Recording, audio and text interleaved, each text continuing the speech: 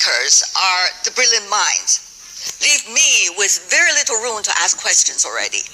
But let me do a little bit. I learned from Lao Tzu, one of the ancient philosophers in history. So I would love to ask questions from two ends of the same question. First of all, short-term versus long-term. Every one of us here face that question. You talk about investment. Wonderful. But where's the money? Short-term. What about the future? How do we know that?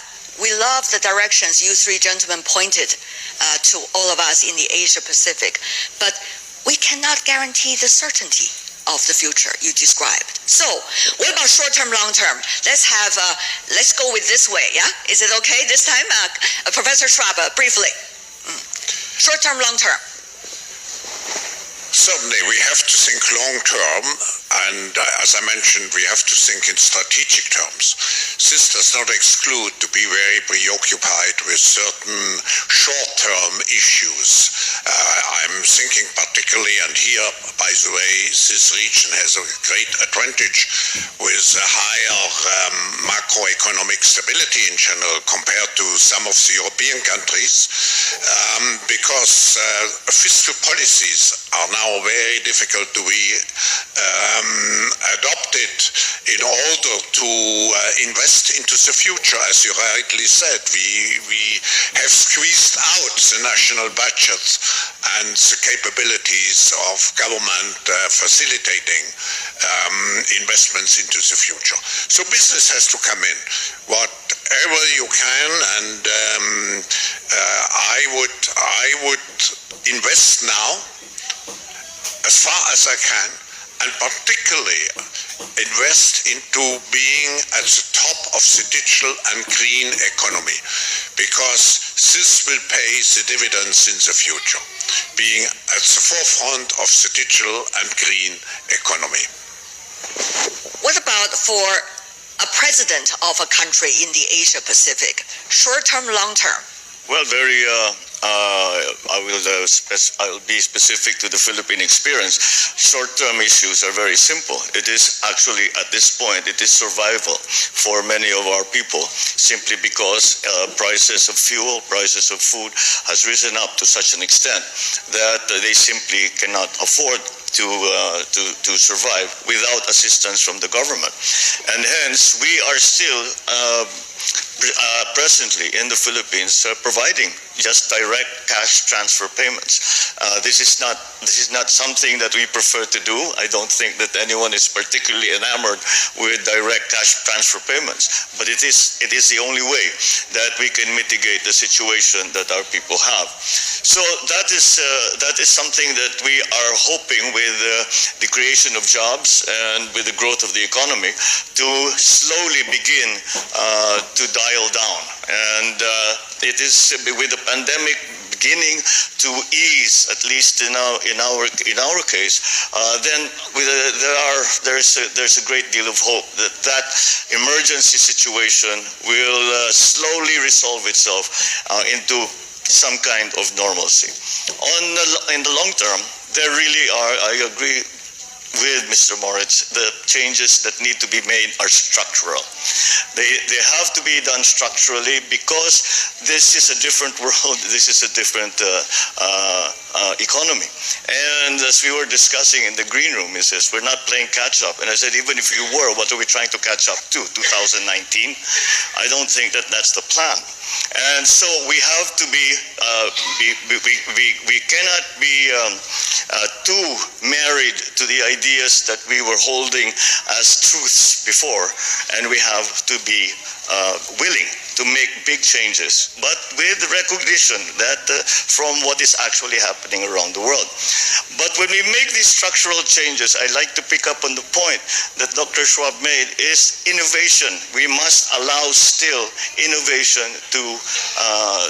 we must still continue to encourage innovation and to recognize innovations that can actually help and immediately put them into play, or put that, if it's a product to market or if it's a system, to implement that system.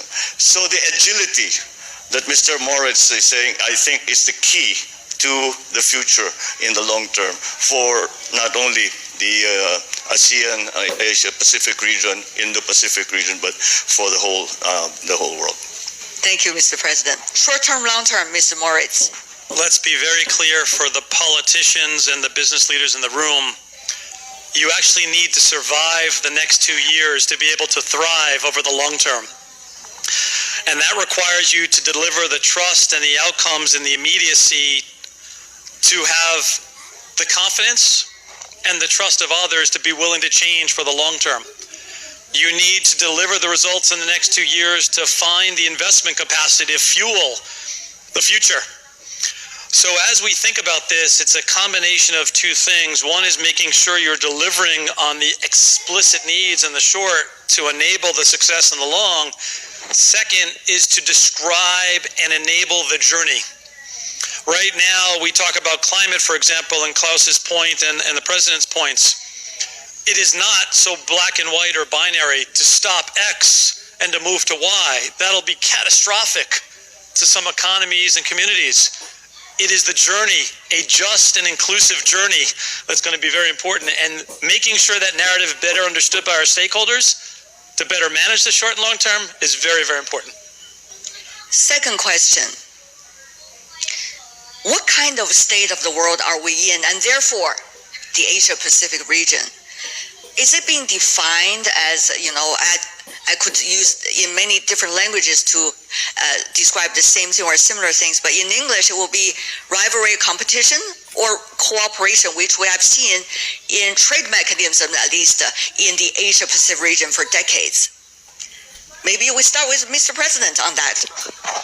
Well, as I described, I think one of the great advantages that that APEC and the countries in the Indo-Pacific, Asia-Pacific region have been able to manage is that very difficult balance between cooperation and competition. And yet we seem to, for the most part, I would say we have done it. And that is what has driven the growth of the region, is that we are able to compete with one another. But when we find opportunities where partnerships will give the better result, we are all perfectly willing to enter into those partnerships as well. So that, I think, is going to be key. We have done it before. It is the nature of APEC. If we continue to do that and strengthen that, I think it will be to the great benefit of all countries. Thank you. Professor? I think we should not underestimate the social pressures which make governments in principle today more egoistic, because they have to serve their people first. But it's a responsibility, despite this situation, for business leaders and particularly for political leaders. And it is the helpfulness of organizations like APEC, like the World Economic Forum and so on, to remain the connectors on the global level. Because we never should forget, we are one humanity. And in the old ages, we had village cooperations and we had national cooperation.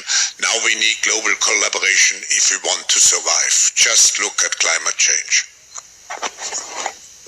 Let me analogize to PwC.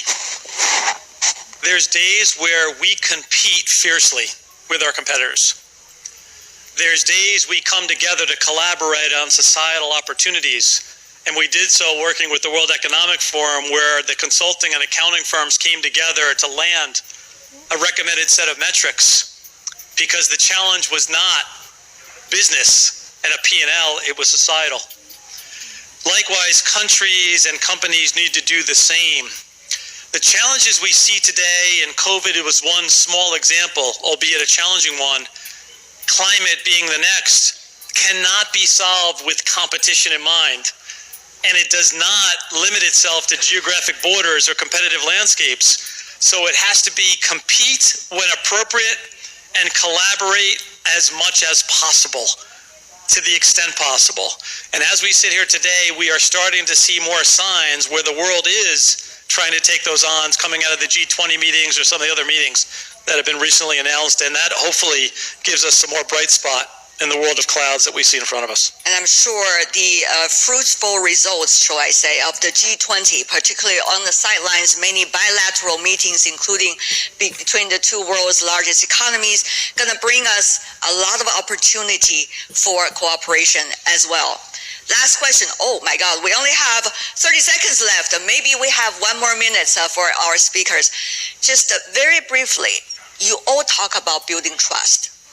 It's not easy. Building trust or rebuilding trust. We know how difficult it is, especially over the past few years. We might not be able to see to each other in person. And we can see each other's shoes also, not just here through Zoom, right? So on that point, how that we can efficiently rebuild trust? Then I start with Mr. Moritz. Yeah. Very quickly, but we're short on time. You need to engage and listen carefully. We have 2 ears and 1 mouth, twice as much listening, maybe singular talking from our own point of view. And second, the world we have lived in the last 3 years does not help. It creates more conflict or more risk of interpretation. We need to physically, as a human species, get back together again, socially and physically. I like that. Human species. Yes. Mr. President, please. In the political context, the way to earn trust is to perform. The best politics, I always say the best politics is performance, because it's something that cannot be taken away from you, and it is something that actually makes a difference in people's lives. Walk the talk, perform.